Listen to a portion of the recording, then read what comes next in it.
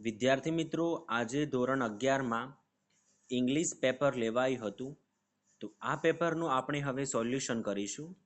Section A, tick mark true or false against the following statements.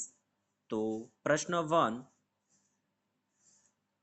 A capuchin monkey was taken from South Africa. તો false. Question 2, DNA analysis is very accurate in circumspect of identification. તો right. Find and write the narrator meanings. તો eventually. તો જવાબ આવશે ultimately. પ્રશ્ન 4, conjecture. તો જવાબ આવશે assumptions. Select the most appropriate language function given in the blackest and write against the sentence. તો પ્રશ્ન 5, 6 અને 7 એમાંથી આપણે સાચા જે વર્ડ હતા ત્યાં મૂકવાના હતા. તો પ્રશ્ન 5, shark is bigger than most other it animals. તો જવાબ આવશે કમ્પેરિંગ. પ્રશ્ન 6, in the past kings used to go for hunting in the jungles. તો જવાબ આવશે યુબિટલ પાસ્ટ. પ્રશ્ન 7, my monk speaks English is a foreigners does. તો જવાબ આવશે manner of an action. Select the most appropriate response. પ્રશ્ન 8, Kushal, what should I do for better immediately. તો Shubham, given advice બનાવવાનું હતું જવાબમાં. પ્રશ્ન 9, Roshni, which game word you like to play on Sunday.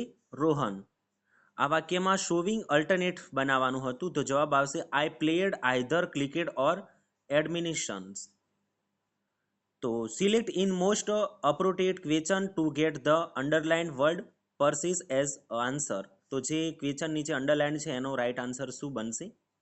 પ્રશ્ન 10, Arunima since was a national level volleyball player. તો જવાબ બી, who has a national level volleyball player. પ્રશ્ન 11, my class teacher visit my house last Thursday.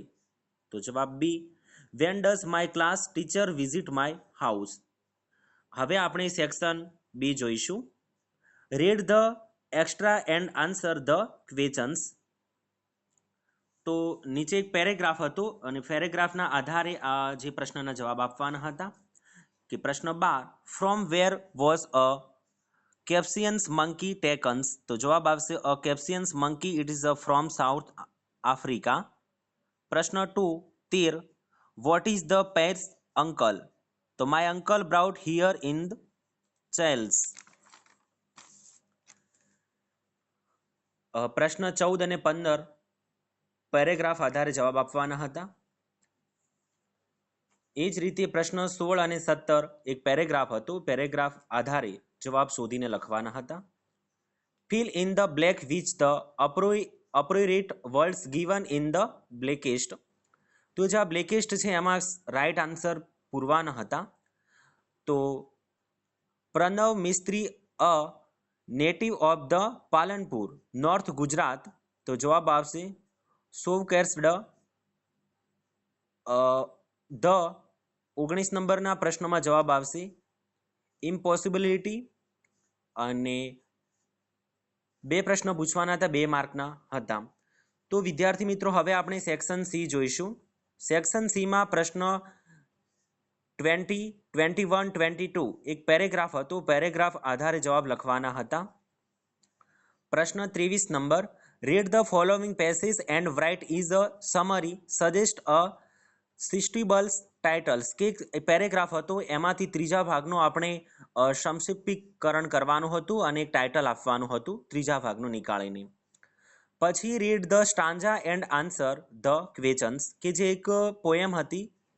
પ્રશ્ન number 24 અને 25 એક stanza એટલે કે પોએમના આધારે, પેરેગ્રાફના આધારે 24 અને 25 પ્રશ્નનો જવાબ આપવાનો હતો. હવે આપણે સેક્શન ડી જોઈશું.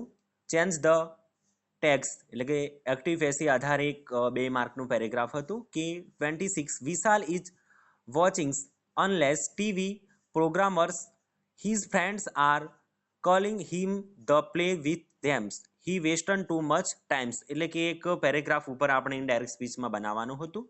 રિપોર્ટેડ સ્પીચ બનાવવાનું હતું. સ્ટુડન્ટ ટીચર અને સ્ટુડન્ટ આધારે હતું. પ્રશ્ન 28માં function given in the brackets કે જે ફંક્શનનો ઉપયોગ કરી અને આપણે જવાબ આપવાના હતા. તો 28 Soham went to America experience purpose એટલે જવાબ આવશે be with a view of the earning morning.